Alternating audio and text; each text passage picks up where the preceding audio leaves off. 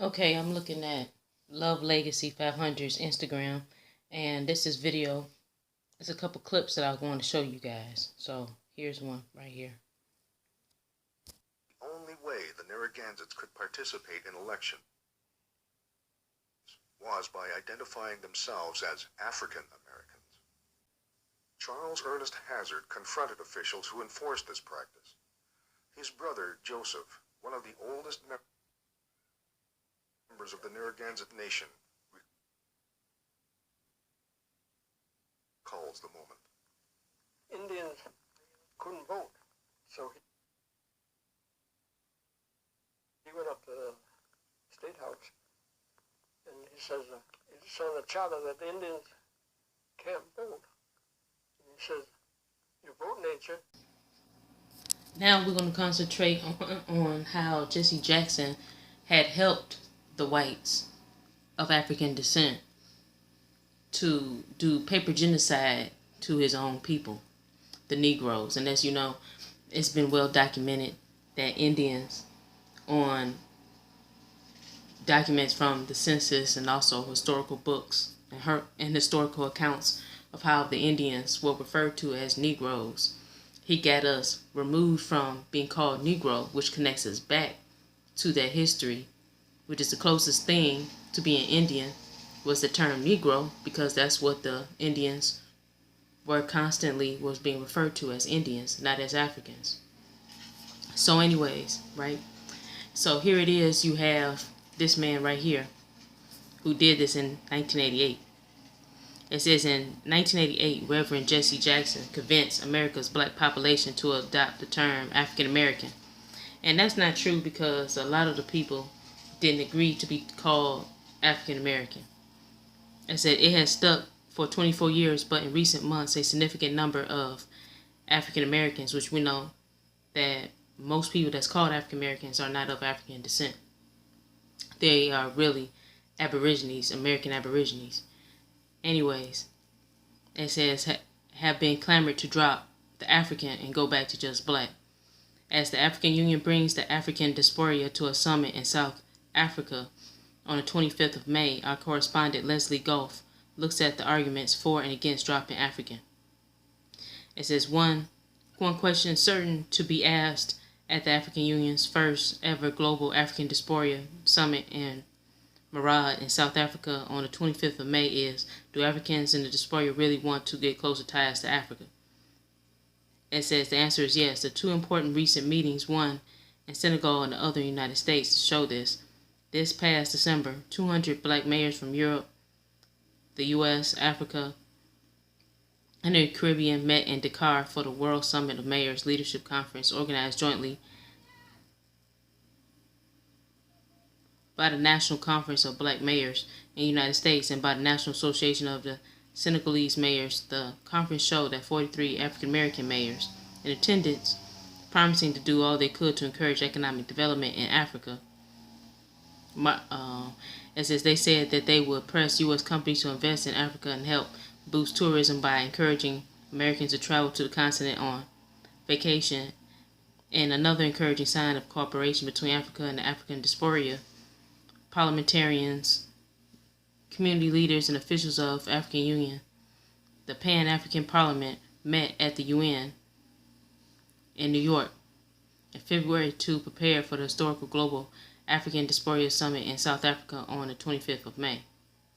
It says, these pockets of African people scattered around the world, said Sheikh Saadi Daria, the UN's Special Advisor on Africa, can now play a significant role in Africa's growth, development, and empowerment. And see, that's what it's all about, is that they tricked the American Indian by using propaganda such as Roots and other things and other movies like Roots in order to convince them of a history that's not theirs, And Hersovitz and other white Jewish people used eugenics in order to make the American Indian believe that they came from Africa when they didn't.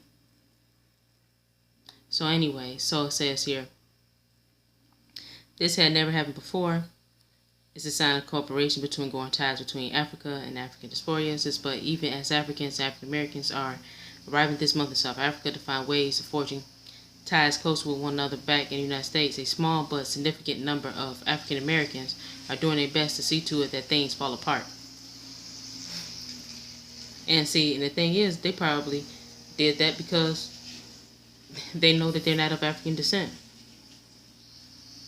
But anyways, it says, far from coming close together, these naysayers would like to keep Africa at arm's length and cast off all things African, including the name African American, a name Black Americans adopted 24 years ago at the urging of Reverend Jesse Jackson. Black does not describe our situation, Jackson said in a 1988 speech, encouraging Black Americans to drop black and replace it with African. We are African American heritage, Jackson forcefully argued, which is a lie, and we know that's not the truth because most of the people, most of the ancestors, or all of your ancestors are American Indians, and they were not listed as Africans. So he lied in order to push this through, in order to hide and commit paper genocide against the people. So anyways, it says, though the term was adopted by many, many others continue to resist and reject it. Among them is Jibri George, a 38-year-old businessman in Miami, Florida. I am not African American, and says George, who set up a Facebook site, Don't Call Me African American.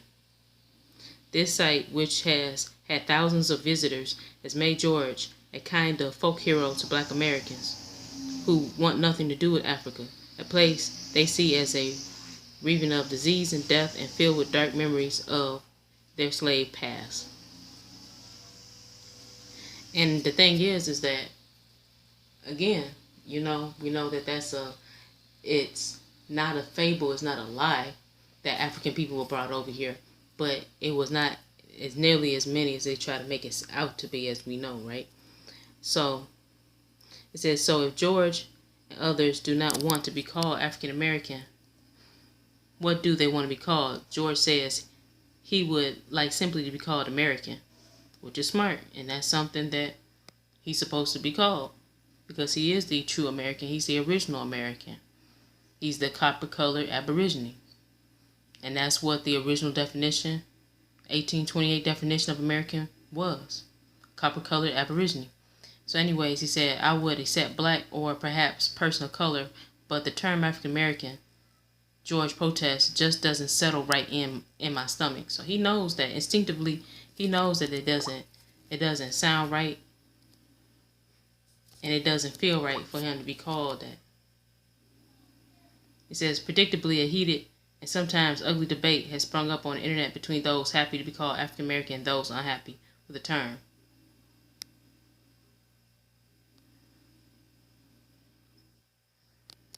Okay, so I'm not going to even get into all of that. But yeah, so you have some of our people, they don't want the term, and they know that that it doesn't make sense. They know it doesn't make sense to them at all. It doesn't sit well with them to be called African American. Because they know deep down inside, they may not know all the details of why they don't want to be called African American, but they know that it doesn't sit right with them to be called African when they know they don't have any ties to Africa for real, as far as language, as far as the way that we do our hair, the way that we dress, and especially our diet, because everything that we eat is of the American Indian diet. It's not of an African origin. So anyways, there you go.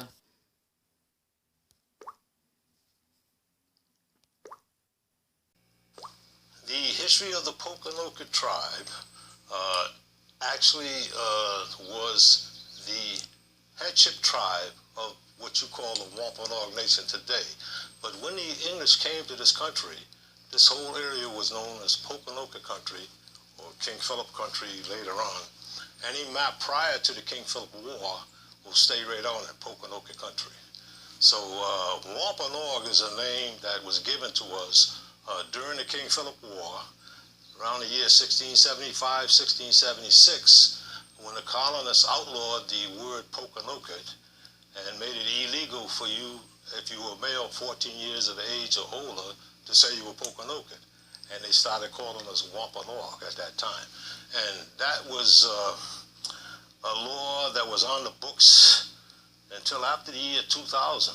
And if you were 14 years of age or older and you were male, they would kill you on sight. If you said you were Pokanoket, they could kill you on sight. So basically, the word Pokanoket, a lot of people don't recognize. But this is who we are, and just last year, we took back Pokanoket Nation.